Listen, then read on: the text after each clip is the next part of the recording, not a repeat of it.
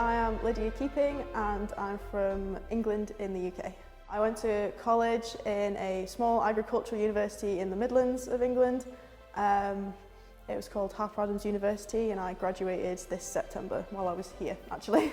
My degree is in bioveterinary science, so it's a little bit different from the animal science degrees that Katie's kind of getting into at the minute. But yeah, it was a really good 4 years experience.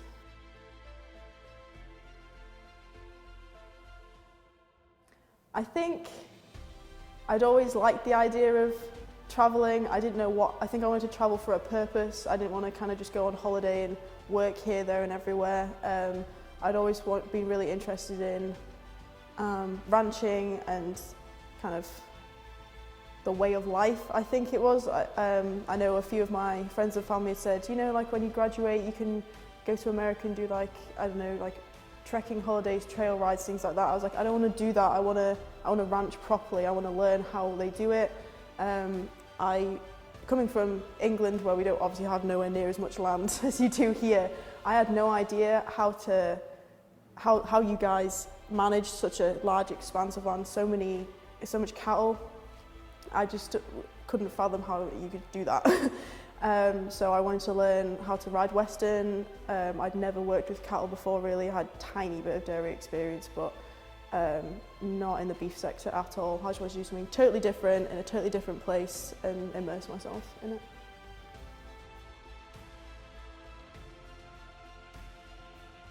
It took a bit of Googling, as all good adventures to start out at. And yeah, I just took it from there. A couple of other ranches that I looked at, they didn't take international students.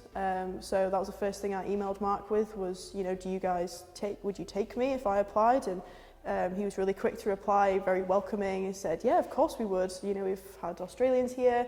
There's no reason why not. We can get you a visa sorted. Don't worry about it. We'll be glad to have you if you want to come. So yeah, I think just from that email exchange as well, I got such a good feeling of who Mark was as a person and how he ran the place. I think that really encouraged me to carry on with my application and this was the right thing for me to do.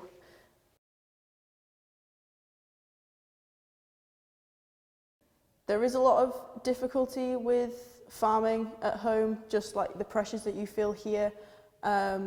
We definitely have a lot of issues, you know, kind of animal activists, the whole kind of environmental thing as well. There's a lot of different pressures from different areas. You know, people are trying to kind of fit into this box and tick the boxes that need to be ticked whilst also, you know, having the profit coming in and, you know, just staying afloat as a farm, you know, having something to pass down. And I can't speak personally from that. You know, I didn't grow up on a farm. I'm not trying to kind of put that experience on other people who have more experience than I do in it, but yeah, I'd say the pressures are definitely very similar. The way that we have to all kind of follow the rules to make sure that things are done correctly, but to make sure that at the end of the day you're still getting out of the business what you need to. I'd say in the UK maybe it's a little bit different, especially when I was listening to Greg Dowd at the lecture series. He was saying, you know, we're America, we can feed the world if we want to. We have all these resources, you know, we have all this land, all these animals. We can do it if we want to. I'd say in the UK, our maybe goals are very different. We're more wanted to become self-sufficient more than anything, to reduce our imports. I think that kind of view on things people like because that's the environmental side of things. People like, you know, picking up, this is British lamb, this is British beef, this is, you know, the best of the best, this is what we produce. I think that's definitely something that's maybe slightly different.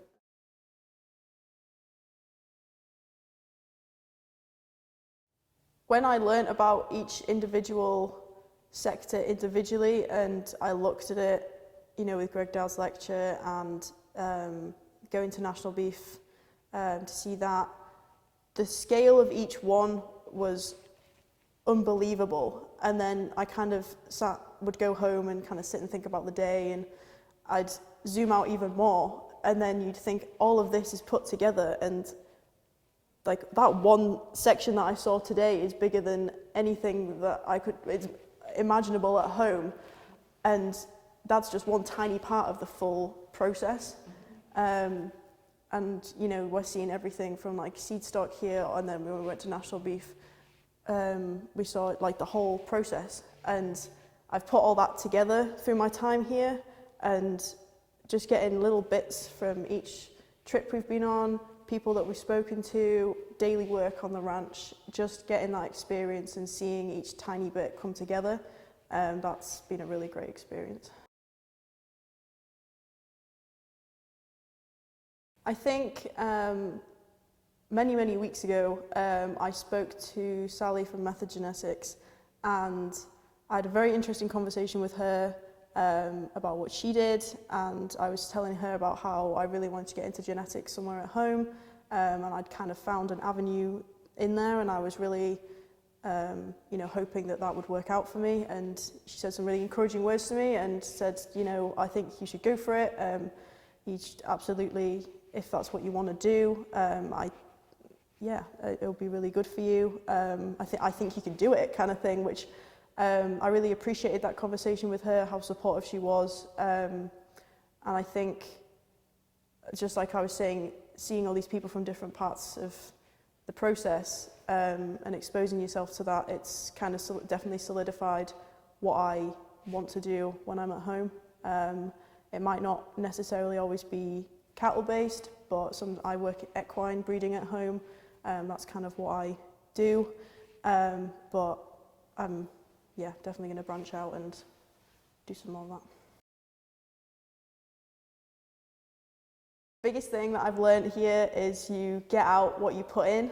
I think Mark's definitely, even from when he was driving me from the airport at like midnight, we were having some good conversations when I wasn't asleep, and yeah, I got a really good feeling just from that of how the place was run, and you know, just seeing Mark's attitude to life in general, and just how he runs the whole operation and gets things done. It's like, if there's a problem, it's fine. We'll fix it, do it different next time if it doesn't work. Everything's just calmly changed and everything's fine. I think that's really helped me with not overthinking situations so much. So I think I'd say to somebody applying to definitely go for it. It's such an amazing opportunity. You have to be willing to work. But if you love getting stuck in, doing different things, really pushing yourself out of your comfort zone, I definitely recommend it. First week was a bit of a whirlwind. I arrived here at 1 a.m, I think it was. It was dark. I had no idea where I was. I couldn't see anything. There was no lights out here. So when I walked out that next morning, I'd had like 4 hours sleep. And Mark was like, "This is home now." And I was like, "Huh, it looks really nice in the daylight," you know, because I have no idea where I am.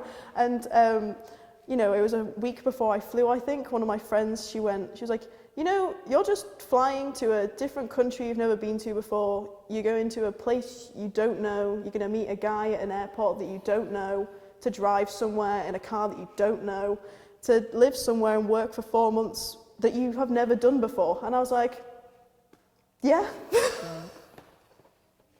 When you say it like that, it sounds a bit mad. I was fine with the whole idea until then. You know, I applied for the internship, I had my interview. I was like, "Oh yeah, Mark's a really nice guy. I'm, you know, got a good feeling. I hope he offered me the job." I was like, "Yeah, this is going great." And then it's only when she put it to me like that, a week before I got on the flight, I went, "Huh, well, I guess I'm still going, so hope this works out."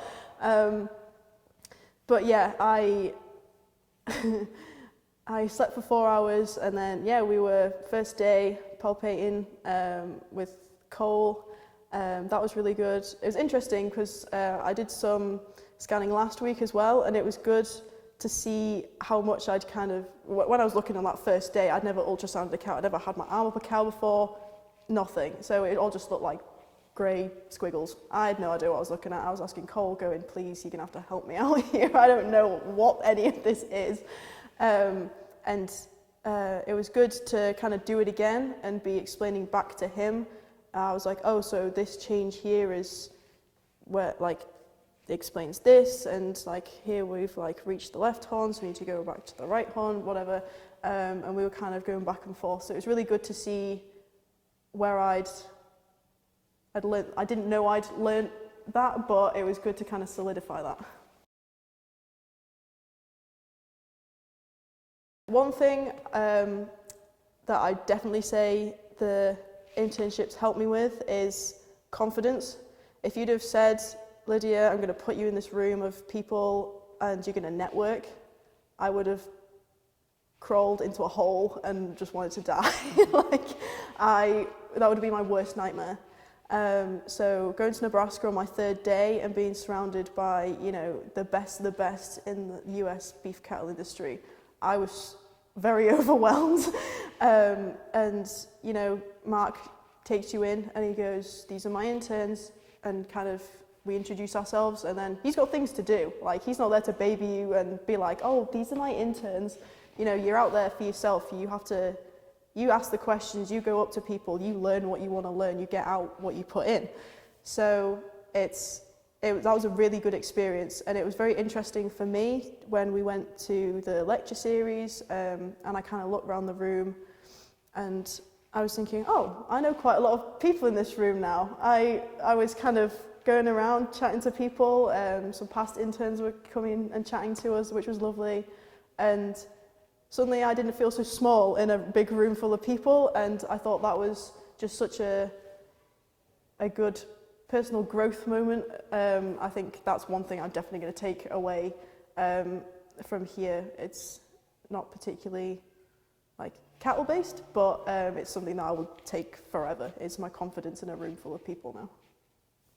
I've really valued my time being spent with Mark, you know, when we're on the road and we have hours and hours and hours in the car with him, just to kind of pick his brains, pick apart places that we've been, ask him questions. I know we've been on the phone to you maybe a couple of times as well, just to have everybody's input going, a really good discussion with my fellow interns as well.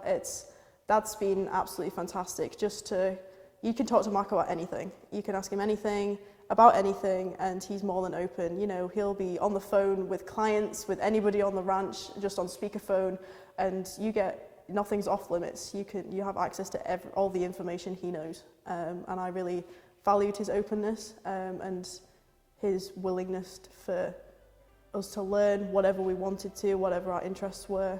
And Greg as well.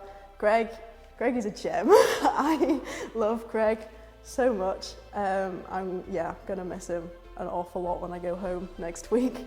He took us to NRS in Texas. I won't forget, I've not laughed as much as I did on that journey back from NRS. I was crying. There were tears coming down my face. That man is hilarious. His stories, I've rung home a couple of times on FaceTime, and you know, my family and friends are just like, every time you talk about Greg, your face just lights up. I was like, he just has that effect on a person. He's brilliant. So yeah, I hope to keep in contact with them for a long, long time to come. And I just want to thank them really, because it's just been an amazing experience.